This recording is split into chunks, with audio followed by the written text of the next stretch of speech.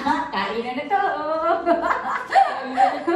Mga kababayan ko, dapat na malaman nyo, kami ay lumalamon dito. Kami ay Pilipino! Ha? Makan di sini. Harap? Ha? Kaya tayo?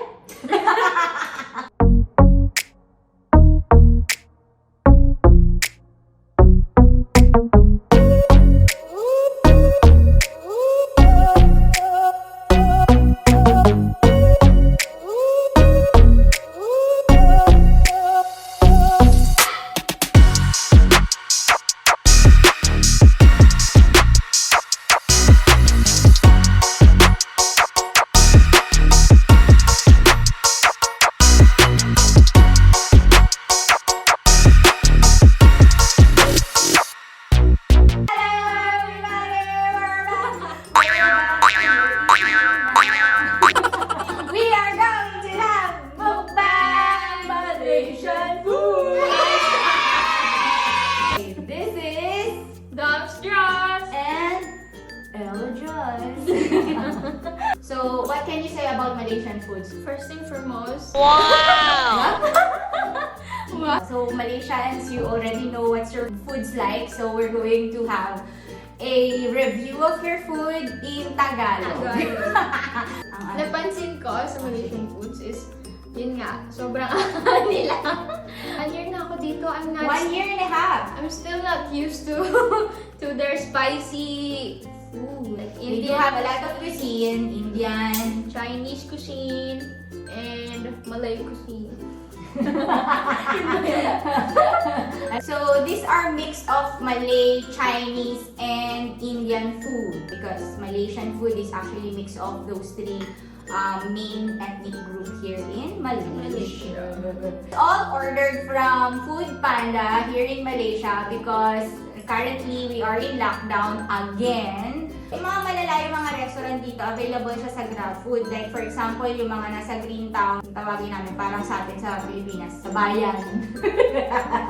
Pag yung mga nasa bayan, sa GrabFood lang siya available. Pero yung mga malalapit dito sa Food Panda, available naman siya.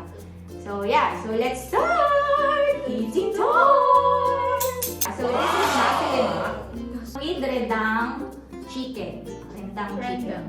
It's With like sambal. yeah, it's sambal. Sambal. This is sambal and kropek. Kropek to, di ba? Perfect. Nabibili lang siya sa mga tindahan sa atin, mga kantong tindahan. Ang naalala ko Yung food yung mga abang ganun, hindi ko na matanda kung sa sa tawag cream. ang social naman nito, ako tindahan lang sa kanto. Yung tao. Hello, girl! Yaman ka, girl! Siyempre, yung coconut milk, lasang-lasa mo na agad. Hindi dito sa coconut milk, grabe. At siyempre, maanghang. Maanghang. Sarap! No? Sarap! There. Yung chicken niya, siyang binabad sa lemongrass. Lasang-lasa mo yung lemongrass at saka yung coconut milk. Yeah. Diba? Ang sarap, no? Yes. Tapos, ayos din, masarap din yung sambal. Anghang! Tubig! So, let's have water. Kasi sobrang anghang. Kailangan natin ng pampahulas ng anghang. Oh my God. Hindi ko alam yung hulas. Search nyo kung anong hulas. Batangas yun!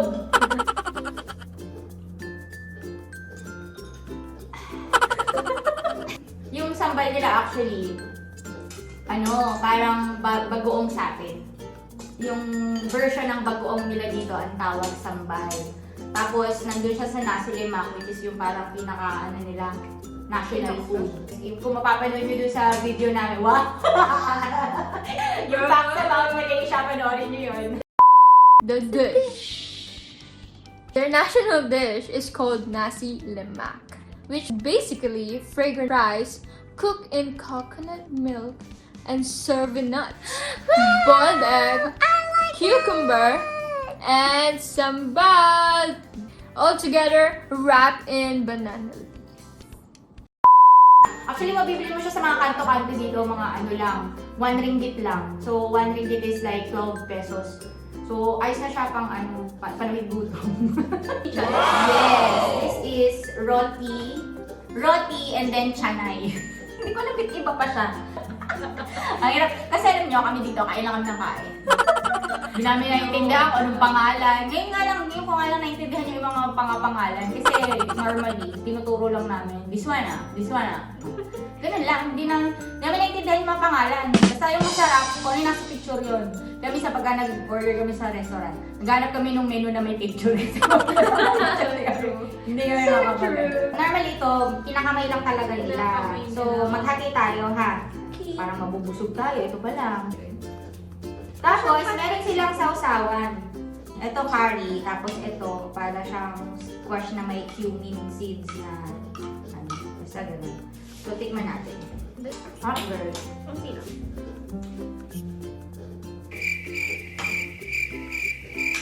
Sige, galgal mo na tayo. Parang sambal. I like the curry one.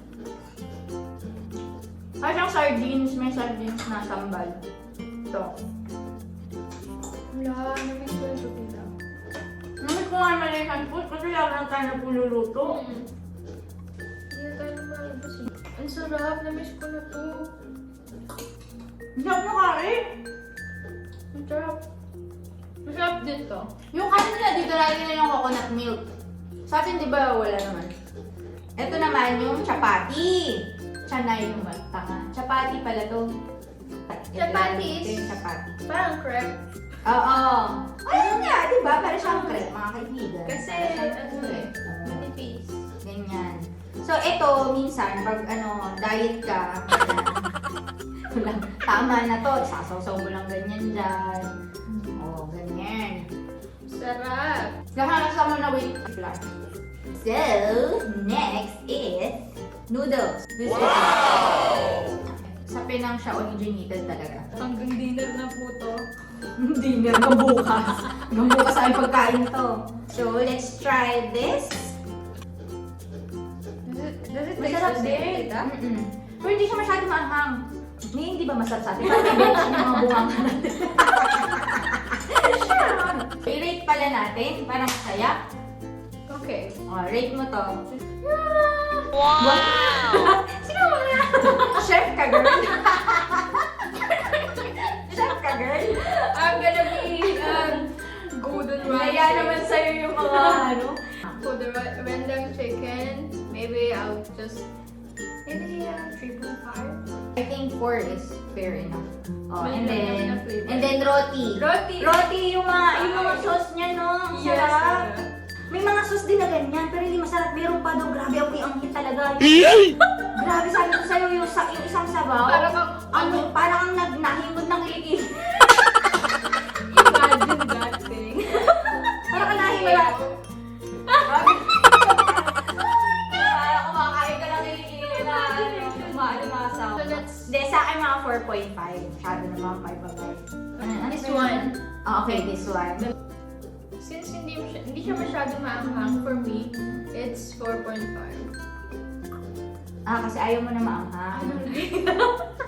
Mga 4 sa akin, mga 4. On to the next one. Pani! Yung noodles. So, yan. Sa soup siya. That is cool. We have that in the cafeteria. Parang noodles natin. Sa chopping din. Wonton. Wonton. Oo nga. Parang wonton. Mga tres lang sa akin to. Itong channel diyan. 2.8. Okay. Next is... Kway tiao. So, yung kway tiao is yung kind of noodles na ginamit. So, for that one, it's just 2.0. Kasi it does have the sweetness and I don't like that in that kind of recipe. Because they do have a lot of versions of that. Some others are just using soy sauce. So this one, matamis siya. May tamis, parang siyang spaghetti. Basta Yung spaghetti. pero ganyan talaga yung pagkakaluto nila yung iba. Ito yung pinaka-favorite ko na beverage sa lahat ng pinupuntahan namin tita. Ano rin yung Malaysian namin? Malaysian facts. Again. The drink! To Tarik means te is tea and tarik is pull. It is literally pulled to cool down and make it extra creamy and foamy on top. So this one is curry mee. Wow! Ang pancit canton pero curry. Sarap ito, sarap ito. Diba? Hap. Yung ibang Pinoy, ayaw nila nung curry dito, pero ako gusto ko. May sinabi ka sa akin about curry sa South or North? South India tsaka North India. Okay. Ano Ang pagkakaalam ko hindi ako expert sa Indian cuisine. Ang pagkakaalam ko lang, yung Northern India, yun yung light lang yung curry nila. Yung Southern India, yun yung matapang yung curry nila. Tapos, mas maanghang yung sa South. mas mahal. Yun ang pagkakaalam ko mga 3.5. Kasi mas masarap yung binibila natin sa Iron Bowl. Siguro 3. So, fried rice. Marami silang klase ng fried rice dito. Yeah. Nasi goreng kampung. And this one is nasi gerang chanay. Ay, nasi goreng. Nasi goreng kampung, nasi goreng chanay. Sa Pilipinas, nakakita ka lang ng fried rice sa umaga. Ibig sabihin ng fried rice natin, yung tirang kanin nung ginanong the previous day. Tsaka mga tirang ulam. Oo, pagsasamahin sa isang kanin yun. So, umagahan yun. May carrots, may beans, may pechay na mince. Tapos, yung chili niya na, yung matamis nila dito na chili. Mga 4. Mga 4. Pwede na 4. Okay. Then, try naman natin ang kangkong. Ang kangkong, mas maanghang siya sa tiyanay, tapos meron siyang dilis like this. Dati na hindi pa ako nakarating dito, masarap ako sa, chowfan ng Chowking. Yun sa chowfan ng Chowking na nung college ako, pag nakakain ako, dumayaman na ako, feeling ko mayaman ako. Pero, nung pumunta ako dito, grabe, ang sarap ng fried rice nila dito talaga. Bumalik ako sa Pilipinas para i-try ulit. Wala na. Mas hinahanap mo na yung lasa ng fried rice dito kasi sobrang sarap ng fried rice talaga dito sa Malaysia, which is legit naman yung pagkakaano ni Uncle Roger sa fried rice talaga na yung tamang fried rice. Kasi nga, ang sarap ng fried rice nila dito. For the umami flavor, sprinkle little bit of MSG on that. Baka kaya kasi may MSG. This, compared dito, I would rate this 4.4. Diba? Dahil siguro sa bilis. Not sure, pero masarap siya. Mine is kangkong belacha. Okay. Kangkong, same din sa atin. Tawag nila kangkong. Iba lang yung sa atin kangkong. Sa kanila kangkong. So, yun. So, yung belacha, para siyang shrimp paste nila. Na parang sambal din kung ano. So, Binagoong ang kangkong sa atin. Parang ganyan yung sa... may binagawa ang kangkong sa atin? Hindi ko alam. May binagawa, comment nyo down below kung may binagawa ang kangkong kasi hindi ko alam. So, alam na namin masarap to, kaya sasamahan na namin ng kanin. Alam niyo naman, Asian tayo, rice is rice. Kaya namin bago pa namin matingman kasi alam na namin yung lasa niya. Kasi nga, yung restaurant na pinagbibilan namin is the same. For kangkong belacha is 4.5. Yes, me too. And for this one, sotong is squeezed. Okay? So, this is salted sotong. So, fried siya, dip sa salted egg na parang mayonnaise. Okay? So, ito naman, creamy butter chicken. Ito. So, fried din siya na dip sa butter. This ubod-ubod na to, sobrang sarap nito. Ito pa lang, ulam na mga friends. Sabi ko sa inyo. Ang sarap nito kung ilagay sa fried rice. Pag mayroon kayong may leftover na kanin sa gabi, sa umaga, promise, ang sarap nito. Itlog lang to, mga kaibigan. Sabi ko sa inyo. Relax lang, siya lang yan. Hindi ko malaman kung bakit ang sarap nito. Yung sa atin, ito parang calamares. Pero, yung ginamit nila na breading is salted egg. Parang mash na salted egg. Pag gagawa ko ng version natin yan sa sa Dros, sa Instagram, gawin nyo yan. Kasi masarap talaga siya. Ang normal talaga is creamy butter sotong. Pero since wala nga siya dun sa menu, so ito lang yung creamy butter, yung chicken. So yun lang yung order ko. Para lang mapakita sa inyo. Diba? Sa inyo. For you guys. Pero kami yung kakain. Tsaka kami yung bumili. So bakit hindi nyo naman matitikman? Hanggang nood na lang kayo. Kain! Hoy! Kayo napadaan lang din eh. Kayo kumain din eh. Dagis din eh, dagis. Ay, kakain. Oh, sarap na ray.